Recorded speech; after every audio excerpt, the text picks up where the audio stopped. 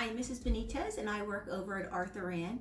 And if you're like me during this time of social distancing, hi cutie, I've been spending a lot of time with my furry friends. And one of the things that my dogs love is when I make homemade dog T-R-E-A-T-S's. I can't say that word out loud. If I do, they're going to come running. I don't have anything. One's hanging right next to me right now. I don't have anything to give them. You might be able to see his little tail going.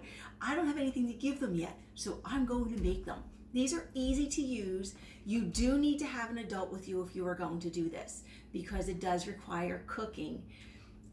I'm going to use, this is called a stand mixer. This is not something that children should use. An adult needs to use this as well. If you do not have a stand mixer, you could use a hand mixer. An adult could use that. Or you could mix everything with your fingers if you like to get messy. This recipe also contains peanut butter, so if you have a peanut allergy, you do not want to make this. Sorry, but this is the only recipe that I have. All right, let's get ready to start mixing. In my bowl for my stand mixer, I'm going to put 1 cup of all-purpose flour. Goes in there. I have a 1/4 cup of unsweetened applesauce. If you don't have applesauce, you could substitute a mashed banana for that. I have a 1/4 cup of chicken stock.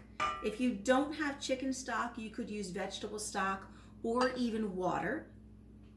And I have a 1/2 cup of peanut butter. Forgot to get my spreader to take my peanut butter out of the cup. Whoa, that's important. There we go.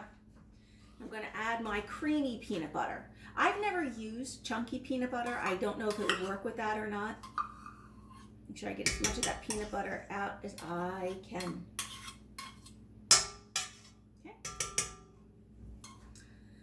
Before I start mixing, I'm going to make sure that my oven is preheating to 350 degrees. And I did preheat it, so I'm going to start mixing, and I'll be back in a couple minutes. For those of you who are using a stand mixer, I only let it mix for about a minute, minute and a half, and this is what it should look like. Now, we're going to shape them into whatever shape we want. My dogs are medium to large dogs, so I make their treats, oh, sorry, Heggy. I make theirs about the size of a 1/4. You roll them into a ball, and then you flatten them down. I'm using a cookie sheet that I've covered in parchment paper. I like to use parchment paper because nothing sticks to it. If you have dogs that are giant breed dogs, you may want to make these bigger. And if you have little teeny dogs, like my mom and my sister do, you make little teeny, you can even make them smaller than that. You want them to be all about the same size and shape as you're baking them. So if you're going to make different sizes, you want to put them in different batches because they need to cook at different times. The ones that I'm making, which are about a 1/4 size, these will cook for about 11 minutes in a 350 degree oven. When I make them for my little friends, Fiona and Bubbles, who are teeny, teeny, tiny little girls, those only cook for maybe 8 minutes, but they're not quite the size of a penny when I make theirs. And if you're going to make them even bigger, if you have a giant breed dog, you want to check them after about 12 to 13 minutes. So I'm just going to keep rolling my little dog. He's hanging right by my feet. You can't see him, but I can, because he's inching closer and closer to me as he smells this. So I'm going to continue rolling my dog treats. Sorry, Yegi, for my little furry friends. They're very excited to get these. And then I'll flop them in the oven. Again, you need to make sure that there is an adult home with you who can put them in the oven. You should not be using the oven by yourself. All right. I'm going to finish rolling and putting them on there, and then I'll put them in the oven. See you soon.